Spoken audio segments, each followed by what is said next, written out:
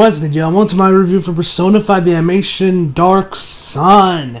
Yeah, the sale OVA actually came out yesterday, but I didn't know it coming out. I forgot when the release. I didn't really know when the thing was actually going to release. I knew it was going to be sometime in December, but yeah. And well, this will probably also be the last video of 2018. Although, granted, I wouldn't be surprised if this video ends up coming out until probably like at the midnight of 2019 of Jennifer. But anyway, so yeah. But this video is recorded. So this video will be like the last video of the year.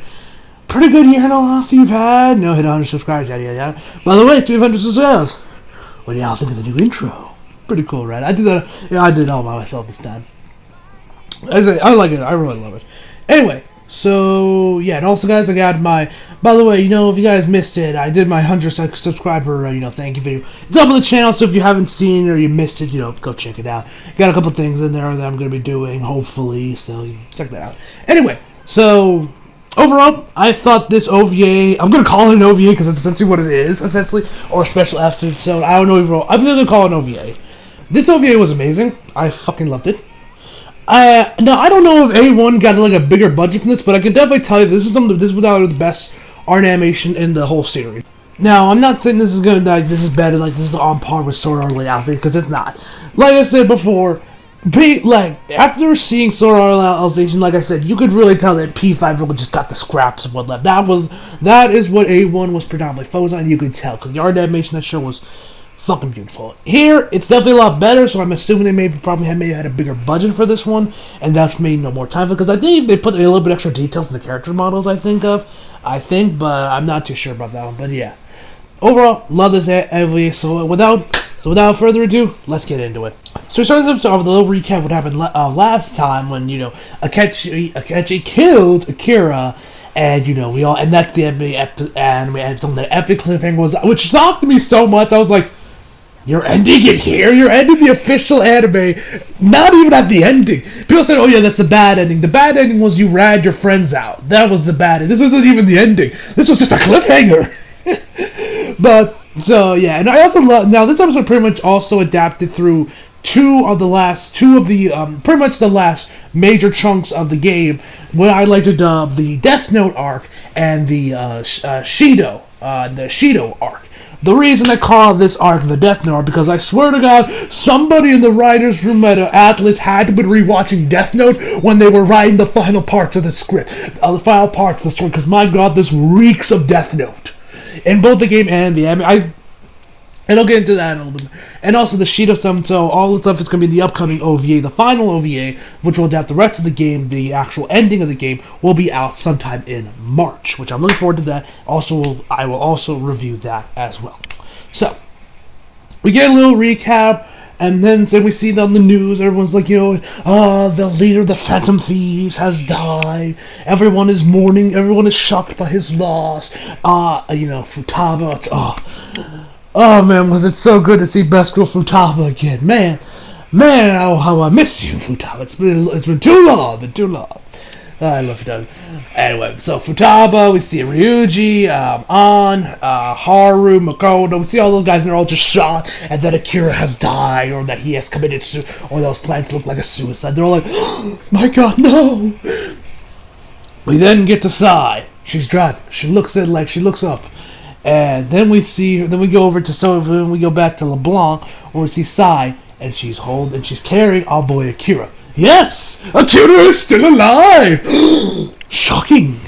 And so, then we get the OP plays, which I'm pretty sure, I swear they added the OP a little bit, refined a little bit more, because my God, I feel like they add some stuff to it, because I swear there was shots where we see Akira in his Phantom Thief form, then we see him back in his normal form. I could have sworn there wasn't in the original OP when the last episode aired, but anyway, love the OP. It was nice hearing that OP again. So everyone's meeting up in LeBlanc. Everyone is like, Akira, hey man. Right before that, we see Sojiro. He's with Kira, Kira has his hood up and everything. He got all bandages and all over the place. The man like after the beatdown he suffered. So they go over. So they're at Sojiro's place. They then hear like oh Shido's here, come and go. So they go see Shido's speech and he's just like yes the people, I am here to protect you. I am here to save you. I am Jesus. Kneel before me. He didn't say that, but the dude might as well have. And like, all right, let's go. We heard enough, and before we catch, and Sojiro tells like, okay, let's leave before we attract the attention. So they leave, but actually right before Kira puts his face on a hand on his face, so, and then he remembers, when he got arrested, he realized that Shido was the man that framed him, which I like. So. And so then we get back, everyone's like, Kira, it's nice, and then we get this one. Now, I love the way they explained it, I love the way how they did it. And now, there was one scene in the game that I wish was in there, but it was kind of in there, I'll discuss that later on. So anyway, so Sai is like, okay, how did you guys do it? How did you guys manage to fool me, Akechi, and everybody? Everybody, how did you pull this Death Note-like plan? Like, that would make Light Yagami go like, holy shit, damn, that's a damn good plan right there. This is like something Light Yagami would come up with. I am dead serious.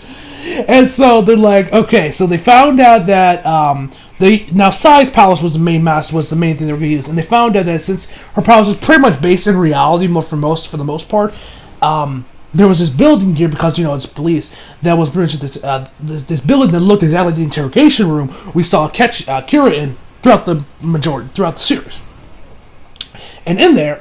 Since there was no enemies, everyone was wearing their normal clothes, so you could get in there and out without anybody really noticing.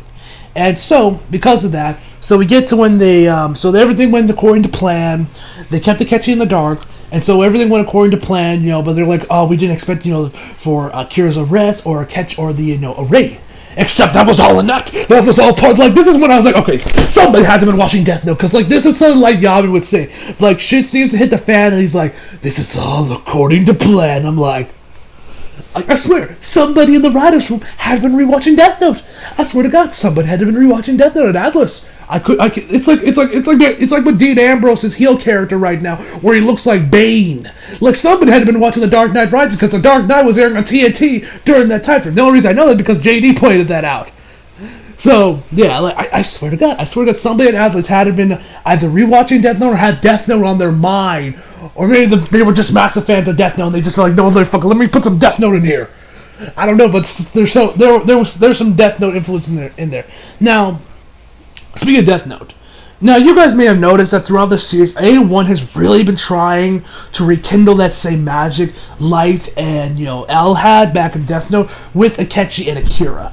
Do I personally think they were successful in that? No, only because Akira just doesn't have that much personality to really warrant to have that clash of minds and make it just as entertaining, just as suspenseful and as intriguing as Light and Kira, as Light now, because those two had so much personality to them. They were so enjoyable, especially in the English dub. I'm not sure how the Japanese is. I've only listened to Death Note dubbed. But yeah, they had so much personality to them, such great performances, and just the whole overall series was amazing. I don't think A1 really was able to capture it, only because Akira just doesn't have that much personality. Because a lot of the stuff you would see with Akira and Akechi was not in the game. Like the stuff when they were playing chess, not in the game. That filler episode when Akechi's working together with Akira, not in the game. A lot of the stuff that was in the anime, like them playing chess and them just kind of talking. Now there were times where Akira and Akechi would talk to each other before he ended up joining the Phantom Thieves for that one mission, but not to this extent. Not to the amount of times where we see Akira and Akechi always playing chess. A chess case popping up in the filler episode. Like I said, they were literally very much trying to rekindle that same magic with Light and Kira. With Light and L, but I don't think they were successful in my opinion. If you think they were, in your opinion, more power to you. But me personally, I don't think they did a good job if they were trying to rekindle it or to capture that same magic, that same lightning in the ball, because Akira just doesn't have the personality really to support that. Anyway, they say like this was all part of the plan, and so they actually planted like a fake briefcase, and like I think they threw the real one into like this vent because they took the real briefcase out, the real treasure out. Then the world would disappear, and then their whole plan would go to shit, right?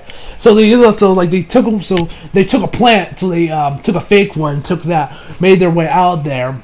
Akira then Akira let himself get arrested, where then, of course, he was interrogated and everything. Now we get to the good part on how they actually managed to trick Sai. So, we all know Futaba hijacked Akira's phone in their Hawaii trip, right? So she used that. So, which that time where Futaba got Ketchy's phone, and she was like, "Oh, this phone's like." I even mentioned this in my review that this scene is gonna come back later. I'm pretty sure I mentioned that in the review of that episode.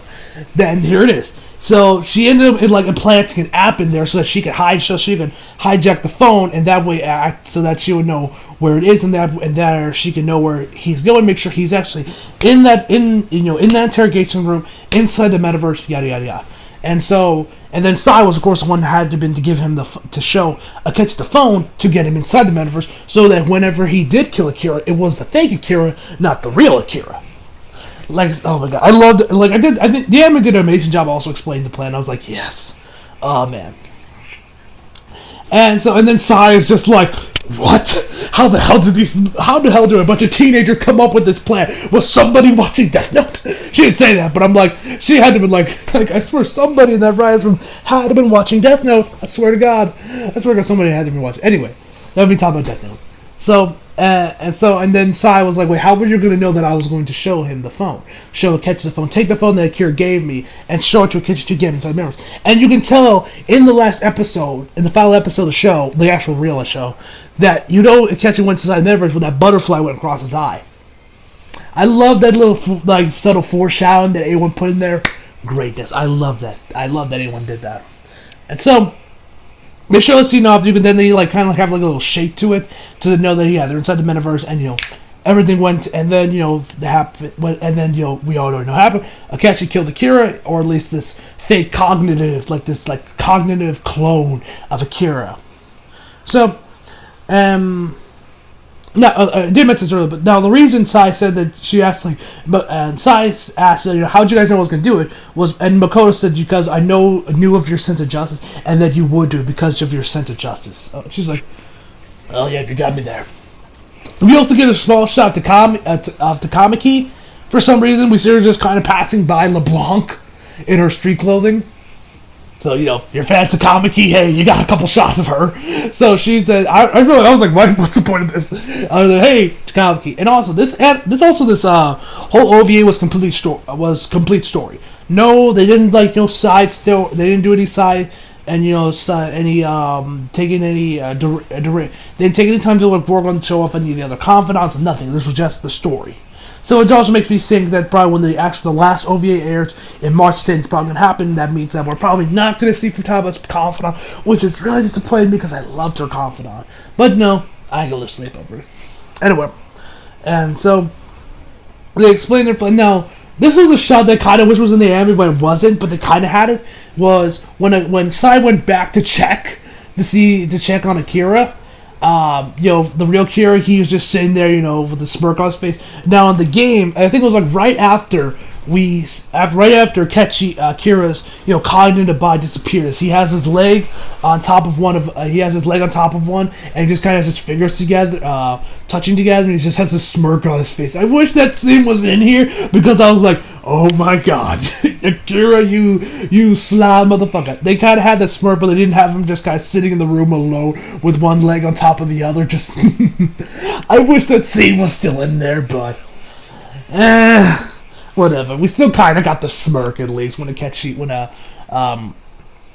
decided to go check on Akira. So from there, we head over to Shiro's office, where he's talking with Akechi. But actually, right before that, we see Akira tells everyone that Akira remembers that Shido was the one that actually framed him for, at best, aggravated assault. That crime he did not commit, but everyone acts like he committed fucking first-degree murder.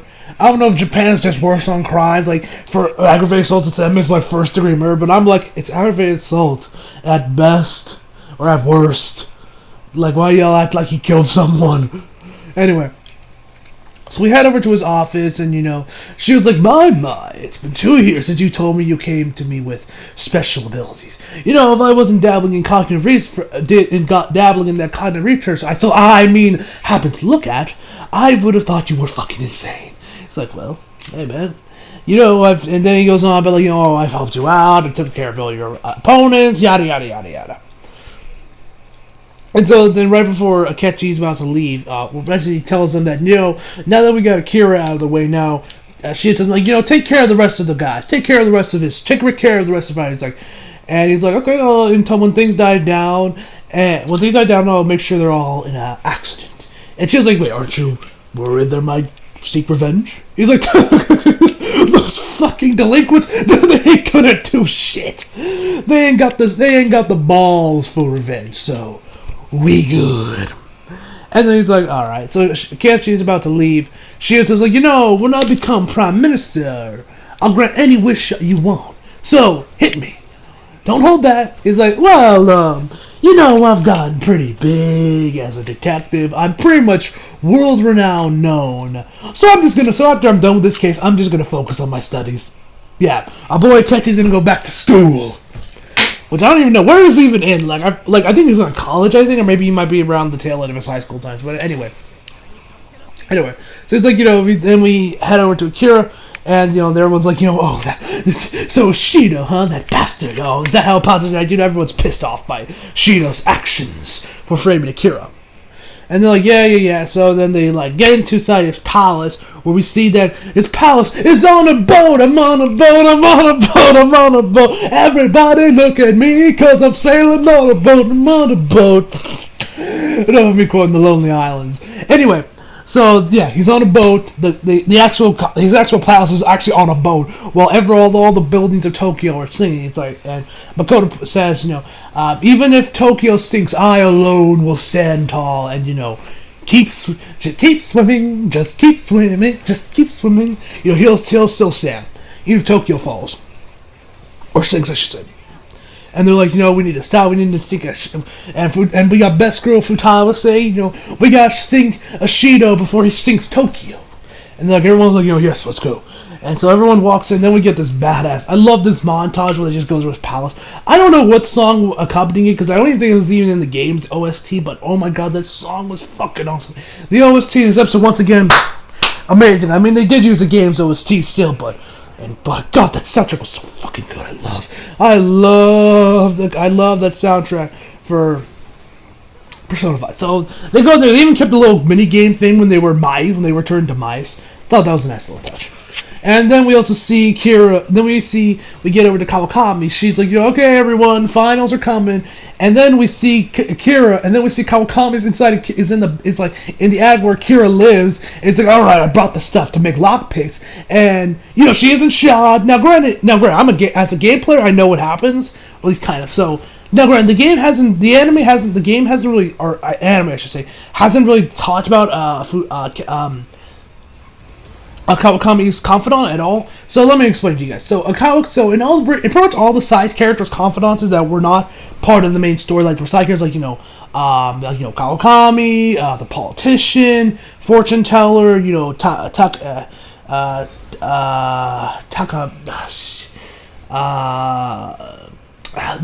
doctor. Her name is slipping my mind right now for some reason. I do not know why. Takamaki. No. Takami was like Takemi. Yeah, Takemi and all those other guys. At the end of their confidences, they would realize that you are indeed Joker and you are the leader of the Fantasies, and then they would know. So I'm assuming in this one that all happened off screen for the anime, because she's like, whatever, now make sure that I don't even know. Now, she doesn't even act surprised about that he died, so unless Capcom just didn't hear about it, which I highly doubt since it was all over the news, she kind of like, whatever. And I did like this one shot where he's like working on his lock pits, and his glasses are just like shining, and he like breaks in, and Kawakami's like, hey man, you want a massage? And he like breaks the lock picker, the piece he was wearing, is like, nah, I'm good.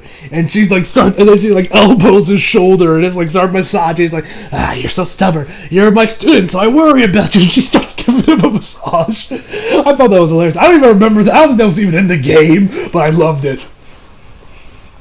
So they get through the palace, and we also get another scene where Akira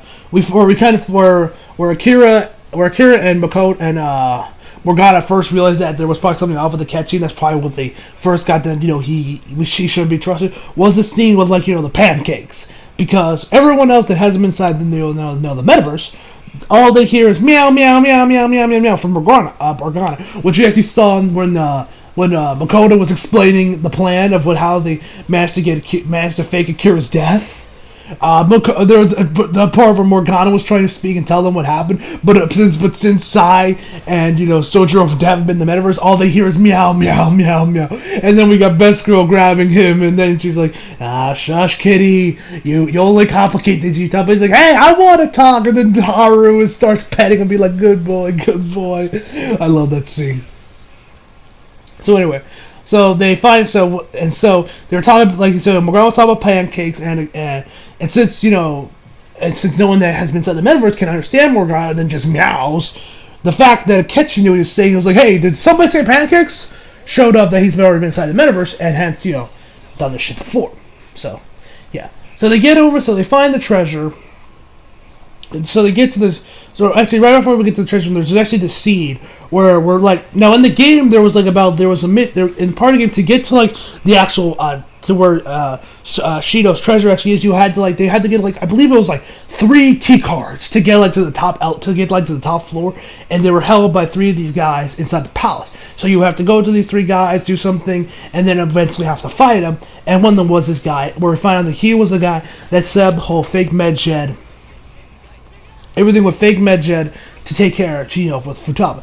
And we also learned that that apparently he also that was that we find that Akechi was creating mental shutdowns for giving people mental shutdowns for profits, and Futaba's like, wait, did you just say for profits? And he's like, well, I mean, elections are expensive, and come on, man. He's like, you bastard. And so they do whatever to him.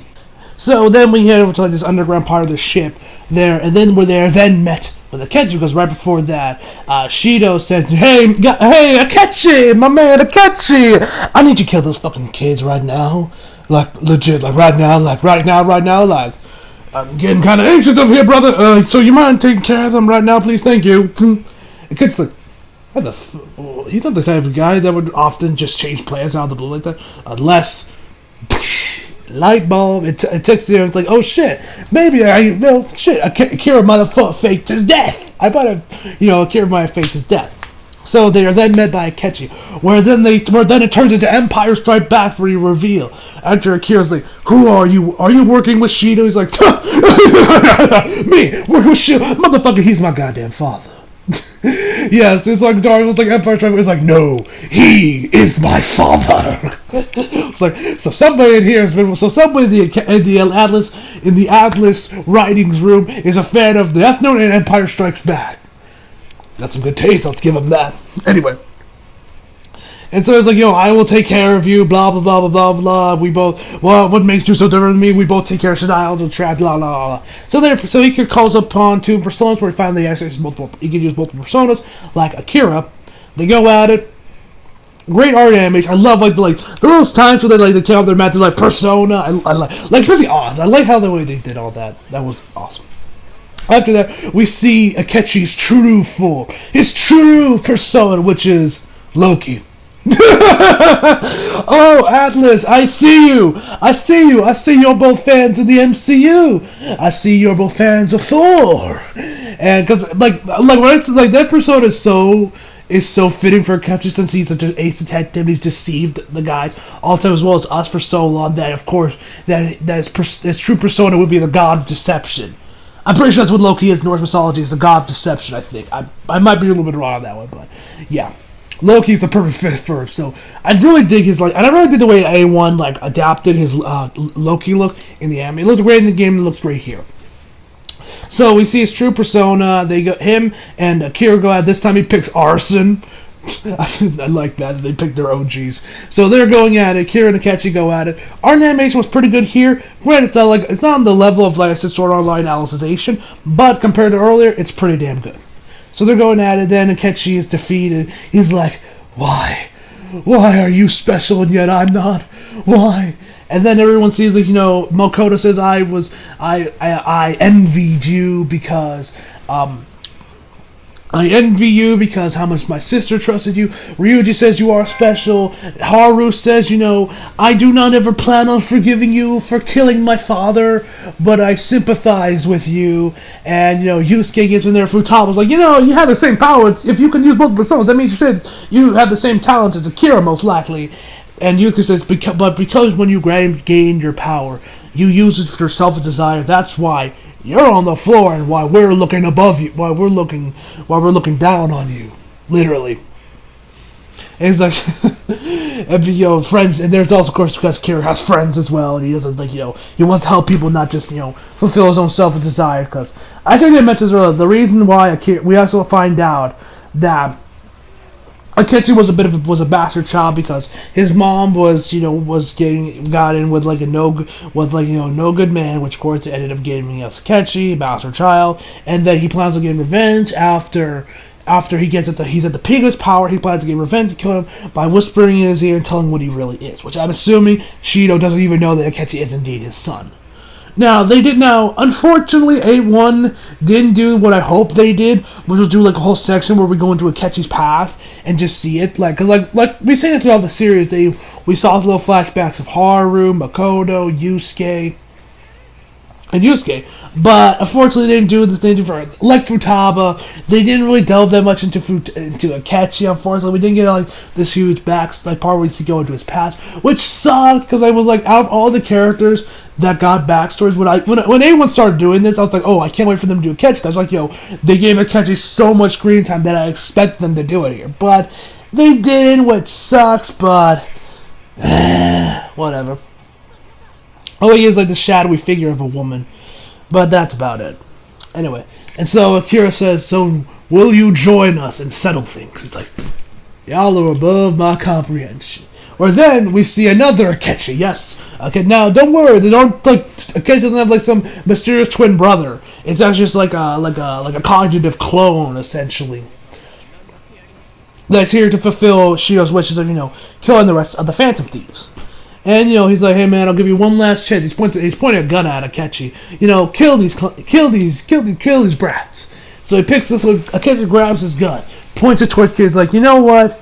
I'm not, you're the one that's dying. Shoots the clone. He shoots this button that has this gate closed up so that the guards that are ready to pounce on Akechi aren't going to get Akira and the others. So then we hear a shit ton of guns. So then we see here Akechi gets hit with a bazillion bullets, just for a good solid 10 seconds. So we can assume that Akechi's dead. I mean, we don't see his body, but we can assume that no way Akechi survived unless that dude is like Neo and he has dodged the Matrix or whatever. Anyway, so then they leave. After they have their stand, damn it. And that's the Akechi throws Akira something, and it's a chess piece. I don't know which chess piece it is, but it's a chess piece. Of course, because these guys love playing chess. Anyway, so then they head over to Akechi's where Akechi's treasure is. They have Akechi's I am here to hope and blah blah blah. Before he transforms, we get the fight. Fight's amazing. They actually have the they got that whole song playing, but like in the game, it's not the instrumental. It actually has the lyrics with it, which I was so happy to see. It's not a day. It's not a no song. I forget the lyrics, but oh my god, I love that song. Persona 5 soundtrack is so fucking good. Okay, we also see the families bring out this little message onto all the Titantrons of Tokyo or Shibuya, where they're like, we are the Phantom Thieves, and we're back, and we are here to take down Shido. And I love that whole scene with the voice modulator. It was badass. I loved it. So we get to see the fight.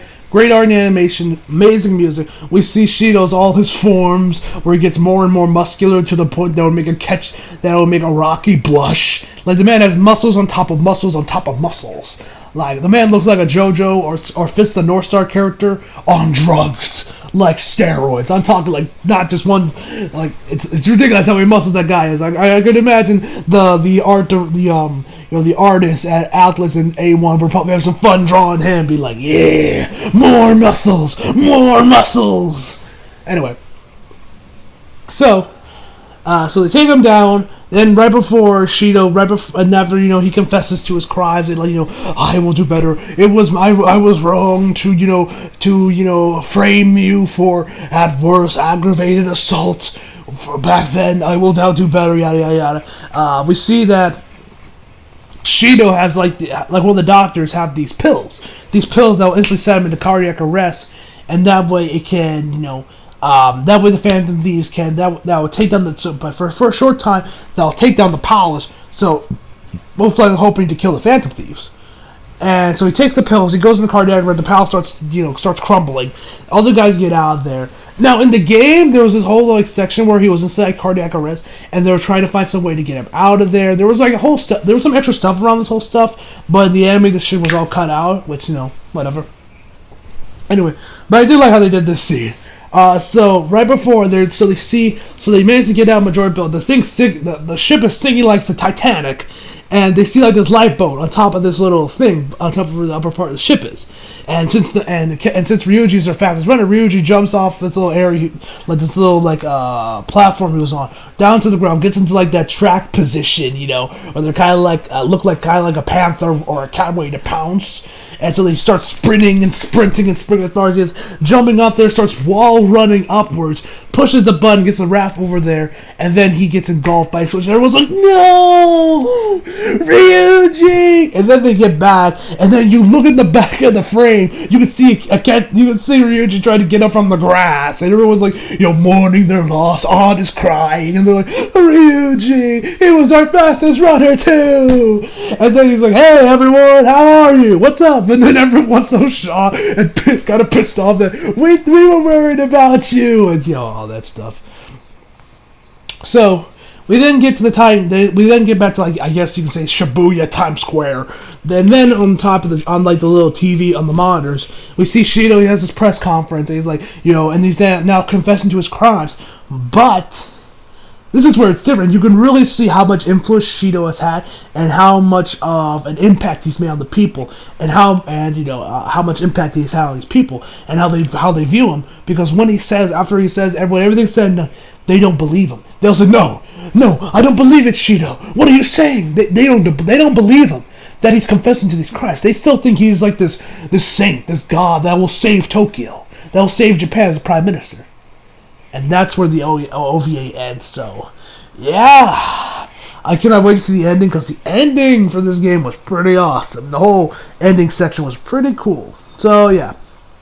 Overall, I give this OVA a 10 out of 10. So, I hope y'all enjoy the Valley of Life. And I like the little ad they had at the end of the OVA to that was to just to hype up the new OVA that was gonna be in March. I like how they did it. Anyway, so hope you all enjoyed the video. Leave a like if you did, subscribe if you're new. Follow me on Instagram and Twitter if you feel like it. Links down in the description box below. And as always, come back for more. See you guys next time.